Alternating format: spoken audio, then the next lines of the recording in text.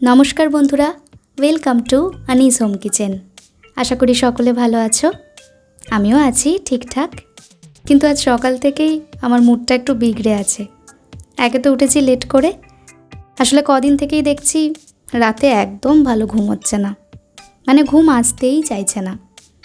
তাই সকালে উঠতেও লেট হচ্ছে, আর তারপর কোনো কাজ টাইম মতো হচ্ছে না, প্ল্যানিং ওয়াইজ হচ্ছে না, বিরক্তি লাগছে।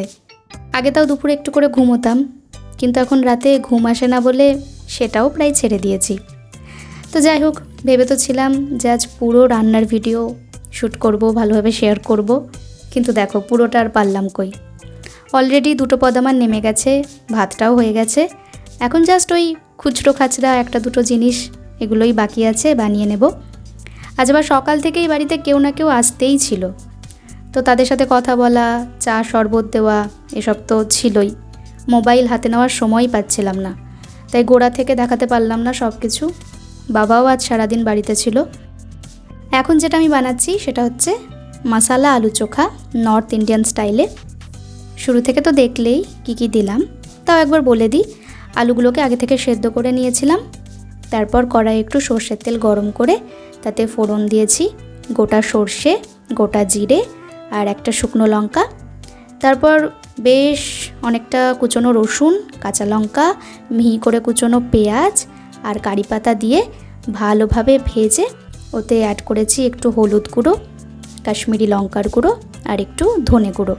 তারপর ভালোভাবে মিক্স করে নিয়ে ওতে ওই বয়েলড ম্যাশড করা আলুটা অ্যাড করেছি, দেন একটু গোলমরিচ গুঁড়ো আর স্বাদ অনুযায়ী লবণ দিয়ে ভালোভাবে মিক্স করে নিয়ে শেষে একবারে নামাবার আগে 2-4 দানা চিনি আর একটু লেবুর রস দিয়ে আবার মিক্স করে নামিয়ে নিয়েছি। এটা খেতে দারুণ লাগে, হালকা স্পাইসি, চটপাটা।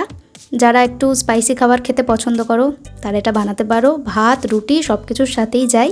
শুধু তাই না, ডোসা বা আলুর পরোটার পুর হিসাবেও এটা ব্যবহার করতে পারো, কিংবা ধরো ব্রেডের মধ্যে লাগিয়ে একটু বাটার দিয়ে বাইরেটা সেঁকে নিলেই তৈরি হয়ে যায় একটা টেস্টি দুর্দান্ত পটেটো স্যান্ডউইচ।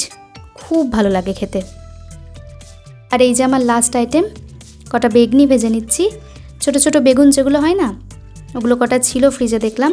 ফার্স্টে ভেবেছিলাম বেগুন ভাজা করব, তারপর লম্বা করে যেই কেটেছি তখন দেখি ভেতরটা একবারে দুর্দান্ত, একদম বীজ টিজ কিচ্ছু নেই। তো ওটা দেখে আমি আর লোভ সামলাতে পারলাম না, বেগুনির কথাই ফার্স্ট মনে হলো। অনেকদিন খাওয়াও হয়নি বেগুনি, বানানোও হয়নি, তো অল্প করে বানিয়েই নিলাম। ছোট ছোট বেশ মুচমুচে হয়েছিল। আর তার সাথে আগে কি কি রান্না হয়েছে সেটাও তোমাদের একটু দেখিয়ে দিই।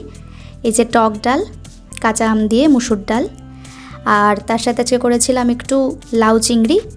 লাউটা গতকালের আনা, চিংড়িটাও গতকালের আনা, কিন্তু গতকাল আমি আর টাইম পাইনি এসব বানানোর, ফ্রিজেই সব ছিল, তো আজকে বানিয়ে নিলাম।